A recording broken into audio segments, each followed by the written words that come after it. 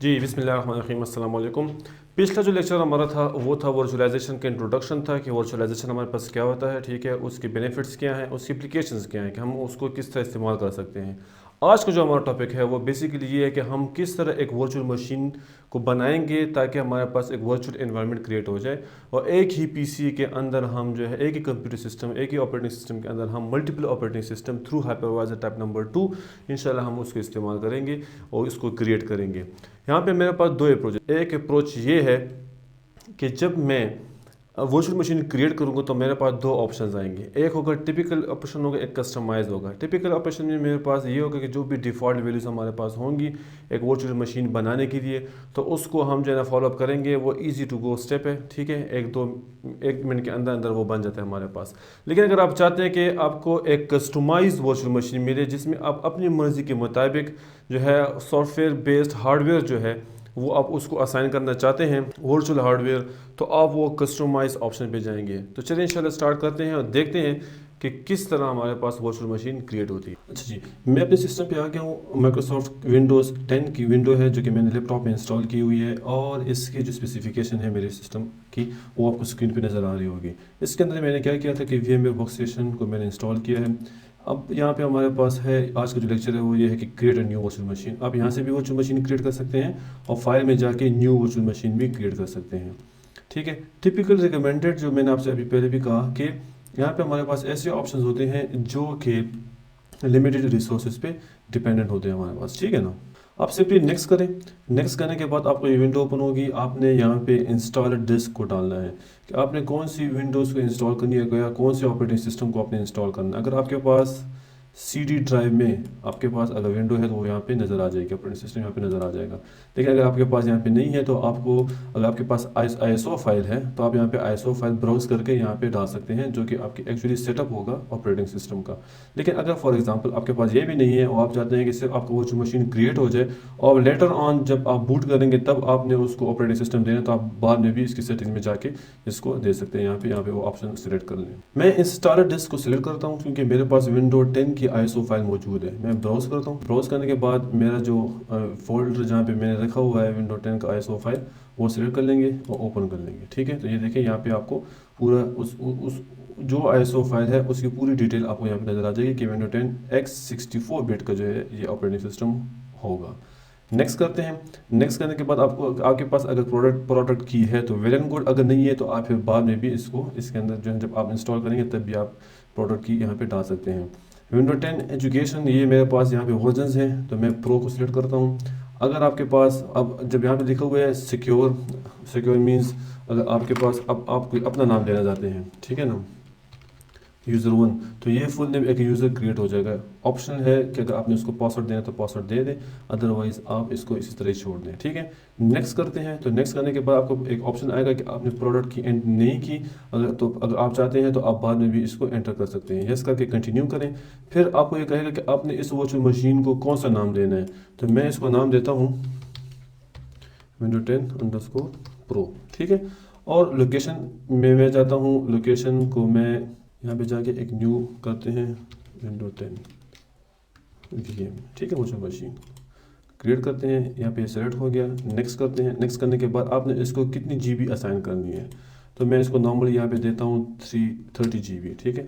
यहाँ पे दो ऑप्शन है। एक ऑप्शन ये है कि store virtual machine as a single file.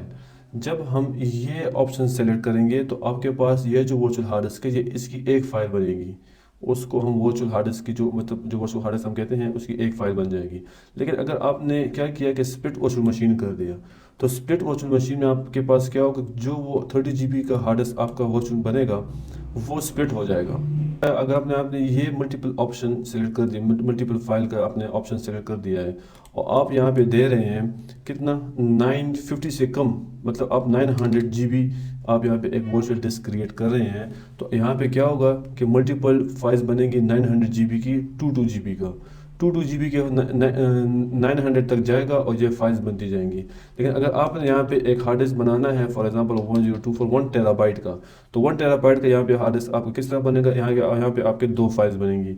एक फाइल बनेगी वो तकरीबन बनेगा 2 टेराबाइट तक के आपको फाइल ऑप्शन दे सकता है। लेकिन अगर आपने फॉर एग्जांपल आपने यहाँ पे दे दिया है आपने यहाँ पे ये 3000 GB में 3 टेराबाइट दिया, तो इसमें से 2 टेराबाइट या 1.9 टेराबाइट जो है उसकी एक फ़ाइल बनेगी और उसके बाद जितने भी बच जाएगा उससे एक फ़ाइल बन जाएगी।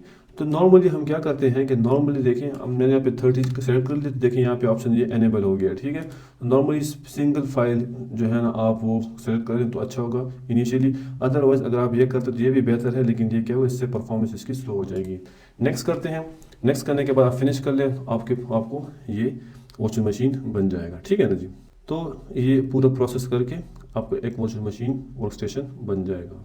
जैसे ये सेटअप कंप्लीट हुआ है तो आपकी जो वॉशिंग मशीन थी विंडो 10_Pro, ये आपकी वो पूरा डिस्प्ले यहाँ पे नज़र आ रहा है, ठीक है। आप जैसे यहाँ पे power on this washing machine करेंगे ये वॉशिंग मशीन स्टार्ट हो जाएगी। मैं इसको क्लिक करता हूँ तो ये देखिए ये विंडोज़ 10 का सेटअप यहाँ पे शुरू हो जाएगा, ठीक है। ये जो वॉशिंग मशीन हमने क्रिएट की है ये टिपिकल ऑप्शन के ज़रिए मैंने क्रिएट की है। जब आप टिपिकल ऑप्शन के ज़रिए इसको क्रिएट कर लेंगे तो इसके बाद आप इसमें एडिटिंग भी कर सकते हैं।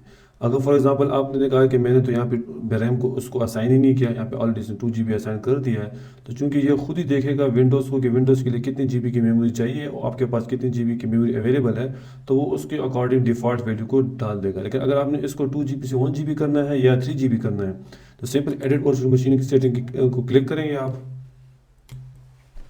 और यहाँ पे आके आप क्या कर सकते हैं, इसको आप इस तरह ऊपर नीचे कर सकते हैं। मैंने इसको क्या करना है, फॉर एग्जांपल 1 GB असाइन करना है तो आप इसको 1 GB असाइन कर लें। इसके अलावा अगर आप चाहते हैं कि प्रोसेसर है तो प्रोसेसर यहाँ पे 2 लगे हुए हैं, एक प्रोसेसर है मैं इसको 2 कर लेता हूँ, ठीक है, और इसके साथ मैं इसको 4 कोर्स कर लेता हूँ, ठीक है। तो power on the washing machine will fail because it is configured to use more virtual processor cores than the host supports. यहाँ पे ये ऑप्शन बहुत ज़रूरी है। ऐसा नहीं है कि मैंने आपसे पहले भी इंट्रोडक्शन में कहा था कि जैसा आपका एक्चुअल हार्डवेयर होगा, फिजिकल हार्डवेयर होगा, उसी मुताबिक ही आप उतनी वॉशिंग मशीन्स और उतने हार्डवेयर के स्पेसिफिकेशन के मुताबिक वॉशिंग मशीन क्रिएट कर सकते हैं। अगर आपके पास 4 कोर का प्रोसेसर हार्डवेयर में है ही नहीं तो आप वॉशिंग मशीन में भी उसको क्रिएट नहीं कर सकते। इसलिए अगर आप चाहते हैं कि आपके पास बेस्ट वॉशिंग एनवायरनमेंट बने तो आपने अपने फिजिकल जो हार्डवेयर है उसको भी पावरफुल बनाना होगा, ठीक है। ऐसा नहीं है कि आप जितना चाहें बना सकते हैं। हाँ, अगर आपके पास देखिए सिंपल बात है, आपके पास टोटली 3 कोर्स हैं, आप किस तरह उसको वॉशिंग मशीन में 4 कोर्स असाइन कर सकते हैं? हाँ असाइन कर सकते हैं, लेकिन वो काम करेगा ही नहीं, इसलिए कि वो एट द एंड जाएगा अपने हार्डवेयर को ही सेलेक्ट करेगा और वहाँ से इसको स्टार्ट करेगा। लेकिन अगर वहाँ पे उसके पास वो फैसिलिटी मौजूद ही नहीं है तो वो आपको वर्चुअल एनवायरनमेंट में भी नहीं प्रोवाइड कर पाएगा। इसलिए जितना हार्डवेयर है उसके अंडर ही आप उसके वर्चुअल मशीन्स क्रिएट कर सकते हैं, ठीक है ना जी। इस तरह यहाँ पे बहुत सारे ऑप्शंस हैं जो कि आप यहाँ से एडिट कर सकते हैं, ठीक है ना जी। इसको यहाँ पे आप ओके करें। अब लिखे है power on the virtual machine will fail because it is configured using more for virtual machines. आप क्या करें 2 कर लें। अब देखिए ऑप्शन गायब हो गया, ठीक है। तो ये इस तरह के 4 प्रोसेसर हो गए, 1 GB मेरा रैम बन गया। अच्छा जो दूसरा ऑप्शन हमारे पास है वो है कि हम वर्चुअल मशीन को क्रिएट करें कस्टमाइज तरीके से। तो क्रिएट अ वर्चुअल मशीन हम यहाँ पे क्लिक कर सकते हैं। कस्टम क्लिक करके आपने नेक्स्ट करना है। नेक्स्ट करने के बाद यहाँ पे हार्डवेयर के कंपेटेबिलिटी का ऑप्शन आता है। आपने देखना है कि आपने अगर कौन से वर्क स्टेशन के लिए आपने वर्चुअल मशीन क्रिएट करनी है।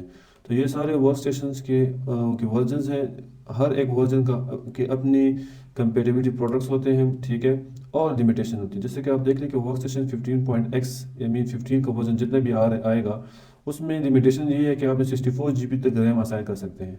इसमें आपके पास जो अवेलेबिलिटी होगी वो 16 प्रोसेसर तक आप वीएम वर्चुअल मशीन को प्रोसेसर्स असाइन कर सकते हैं। इस तरह NIC कार्ड जो हमारे पास होते हैं वो 10 तक आप असाइन कर सकते हैं। 8 TB डिस्क लगा सकते हैं और 3 GB का शेयर्ड ग्राफिक मेमोरी आप इस्तेमाल कर सकते हैं। देखें मैं इससे पहले जो वर्क स्टेशन इस्तेमाल कर रहा था वो 9 था, ठीक है। आप यहाँ पे देखें 64 GB का मेमोरी में असाइन कर सकता था। 8 प्रोसेसर थे वहाँ पे, 10 नेटवर्क कार्ड्स, 2 TB का हार्ड डिस्क, इसमें ना SATA था कुछ, ये सारी चीज़ें कोई ऑप्शन यहाँ पे नहीं थे। यहाँ पे ना यूनिफाइड एक्सटेंडेबल फर्मवेयर के ऑप्शन थे हमारे पास, कुछ भी इस तरह के ऑप्शन नहीं थे। लेकिन यहाँ पे चूँकि मैं 15.x का वर्जन इस्तेमाल कर रहा हूँ तो ये हमारे लिए काफ़ी है, ठीक है। नेक्स्ट करें। नेक्स्ट करने के बाद वही ऑप्शन आपने कौन से डिस्क से मींस कौन सा ऑपरेटिंग सिस्टम आपने यहाँ पे इंस्टॉल करना है। विंडो 10 के अलावा आप और किस्म के ऑपरेटिंग सिस्टम भी यहाँ पे सिलेक्ट कर सकते हैं। यहाँ पे क्या करता हूँ कि मैं एक और ऑपरेटिंग सिस्टम सेलेक्ट करता हूँ, यूबंटू मैं सेलेक्ट कर लेता हूँ, ठीक है ना। मेरे पास एक iOS की फाइल पड़ी हुई है, इसको मैं सेलेक्ट कर लेता हूँ, ठीक है, और नेक्स्ट कर लेते हैं। नेक्स्ट करने के बाद यहाँ पे आपसे कह रहा है कि लिनक्स का नाम क्या होगा, U12, और यूज़र नेम 1, इसको 123, पासवर्ड 123 दे देते हैं, ठीक है, और नेक्स्ट कर लेते हैं। नेक्स्ट करने के बाद यहाँ से आपको फिर कह रहा है कि वो जो मशीन का नाम क्या होगा, तो आप Ubuntu 64-bit ही सेलेक्ट करने दीजिए। ब्राउज़र पे जाके मैं ब्राउज़ में इसको मैं क्या करता हूँ कि यहाँ पे एक फ़ोल्डर बना लेते हैं Ubuntu OS, ठीक है, और इसके अंदर मैं इसको सेव कर लेता हूँ। इसके बाद यहाँ पे क्या है कि नंबर ऑफ़ प्रोसेसर्स कितने हैं, 2 प्रोसेसर्स है। नंबर ऑफ़ कोर्स पर प्रोसेसर कितने होने चाहिए, मैं यहाँ पे कहता हूँ कि 2 प्रोसेसर होने चाहिए, ठीक है।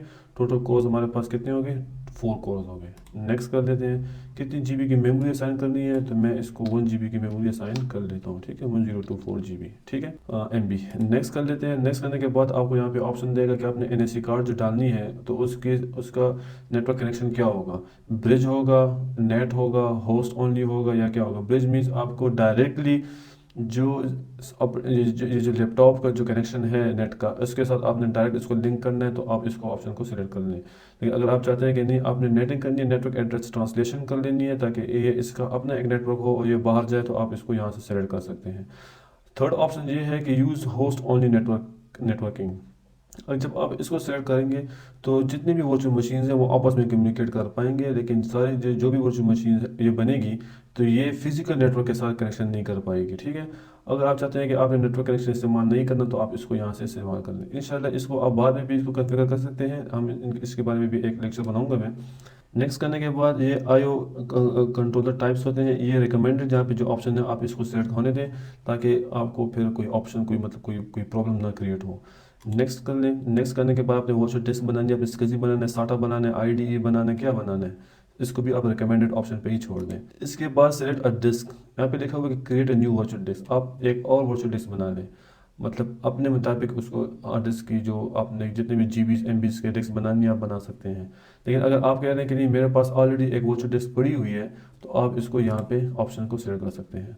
अदरवाइज़ अगर आप चाहते हैं कि आप फिजिकल हार्ड डिस्क को इस्तेमाल करें और वहाँ पे आप एक स्पेसिफिक जगह को पकड़ लें, तो आप इसको यहाँ से भी कर सकते हैं।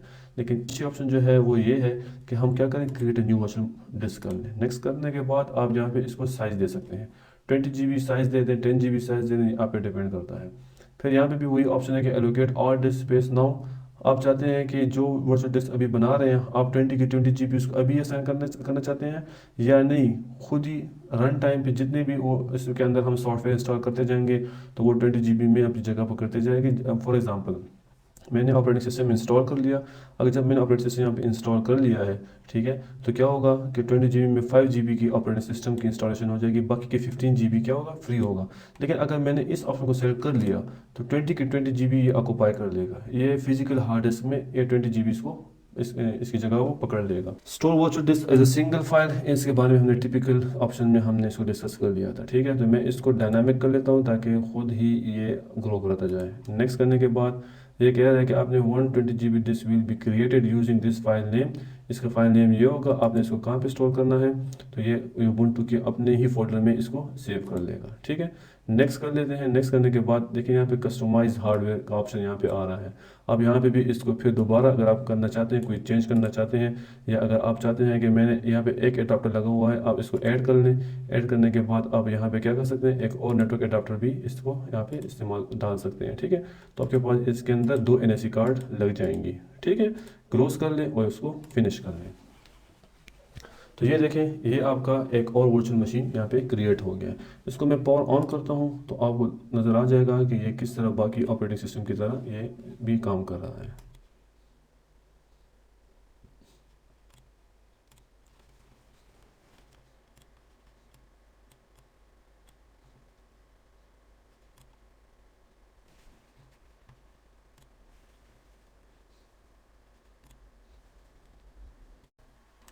अच्छा, तो ये देख लें यहाँ पे ये इंस्टॉल हो गया और मैं इसको क्या करता हूँ कि फुल कर लेता हूँ, ठीक है।